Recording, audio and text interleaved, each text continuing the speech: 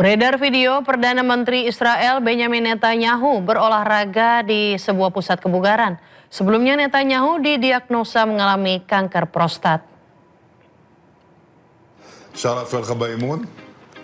Perdana Menteri Israel Benjamin Netanyahu membagikan kegiatan berlatih di pusat kebugaran di akun media sosialnya. Netanyahu melakukan gerakan pull down dan mengangkat beban. Dalam video, Netanyahu tampak bugar. Netanyahu kemudian menyempatkan diri makan 2 butir telur rebus dan segelas air putih. Padahal Netanyahu didiagnosa kanker prostat. Netanyahu sempat bercanda menyinggung video AI soal dirinya yang viral dirilis di tengah konflik Israel dan Lebanon. Sebelumnya Netanyahu mengungkapkan dirinya mengidap kanker prostat stadium awal. Dirinya kemudian mengklaim telah jalani operasi untuk mengangkat kanker tersebut. Pengumuman kanker prostat ditunda 2 bulan karena khawatir munculnya propaganda palsu terhadap Israel.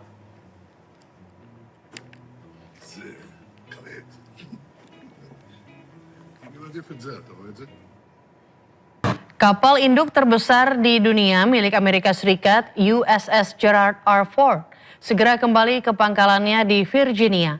Kepulangannya ini menandai berakhirnya masa penugasan bersejarah selama lebih dari 300 hari di Timur Tengah.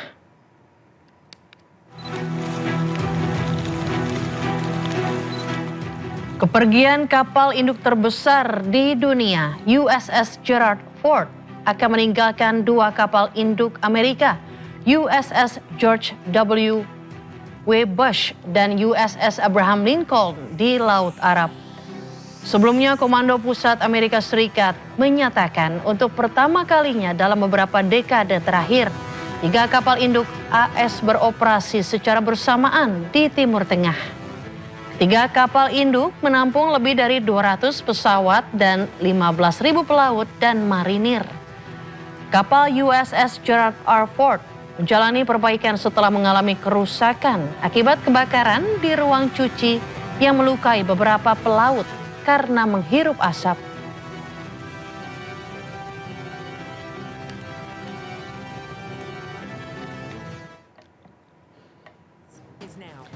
Sementara itu, 16 pangkalan militer milik AS di Timur Tengah dilaporkan hancur akibat serangan Iran selama perang 40 hari.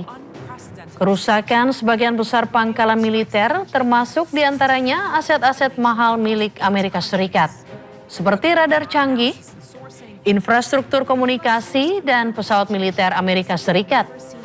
Amerika Serikat menuding Iran memanfaatkan satelit mata-mata buatan Cina T-018 untuk memantau dan mengarahkan serangan presisi drone serta rudal ke pangkalan Amerika Serikat.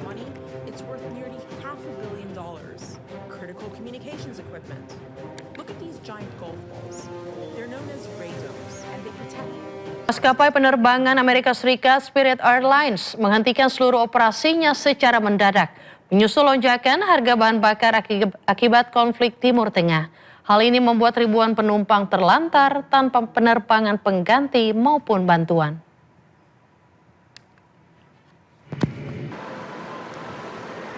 Penutupan mendadak Spirit Airlines terlihat dari operasional yang berhenti total di kantor pusat Dania Beach.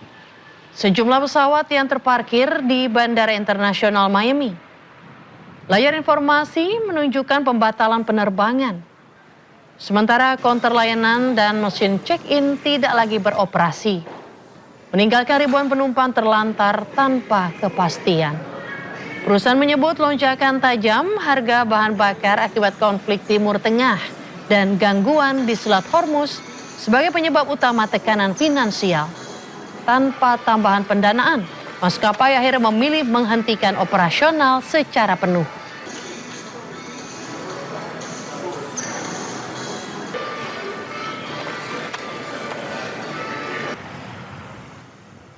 Presiden Amerika Serikat Donald Trump mengklaim Amerika Serikat telah menghancurkan Iran habis-habisan. Trump menyebut Iran hancur karena harga minyak akan turun drastis usai perang berakhir. People in this room understand that as soon as it's over, it's going to drop like a rock. I think it goes below where it was because there's so much oil. It's not like it would be a problem if there wasn't a lot. There's so much oil out there. But core inflation has dropped. Grocery prices are down. Used car prices are down. Rent is down. The only thing that is up is the gasoline, and that's coming down. But, with all of this, and I say it again, we had to do this little excursion. Because if we didn't, if they had a nuclear weapon, this world would be, it would be a horror. It would be a world that would live in fear. And it should have been done for 47 years by other presidents and other countries, frankly, but it wasn't. They were all afraid of Iran. It's very strong, was a very strong country. We've blown the hell out of them, if you want to know the truth. But we've leashed American energy with that simple policy of drill, baby drill.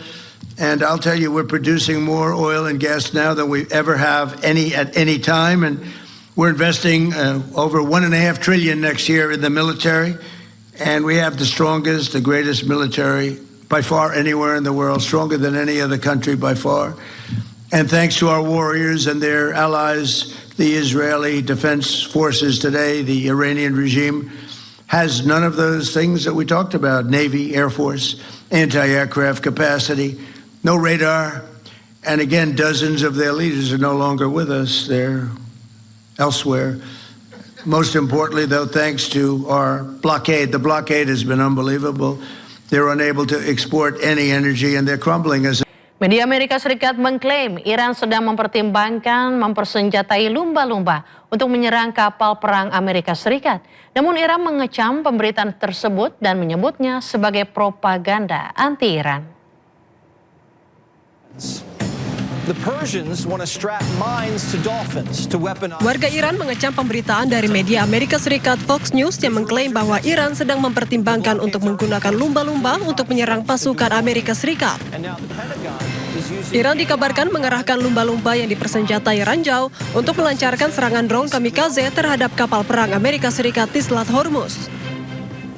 Sementara dilansir dari media Iran Tasnim News Agency, warga Iran mengecam pemberitaan tersebut dan menyebutnya sebagai klaim absurd dan propaganda anti-Iran.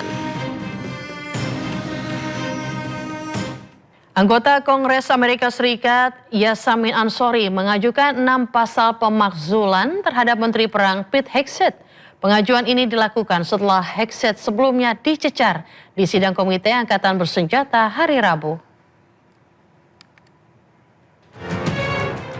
Anggota Partai Demokrat di DPR Amerika Serikat, Yasamin Ansori, mengajukan 6 pasal pemakzulan terhadap Menteri Perang Pete Hegseth.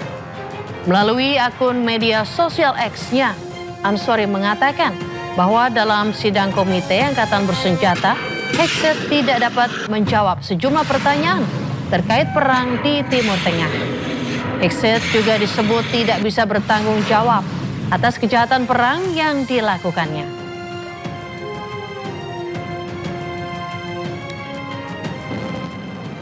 Testified this week before the House Armed Services Committee. If you haven't watched it, I would definitely check it out.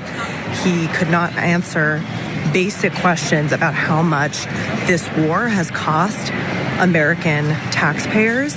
He could not answer or take accountability for the war crimes that he has committed.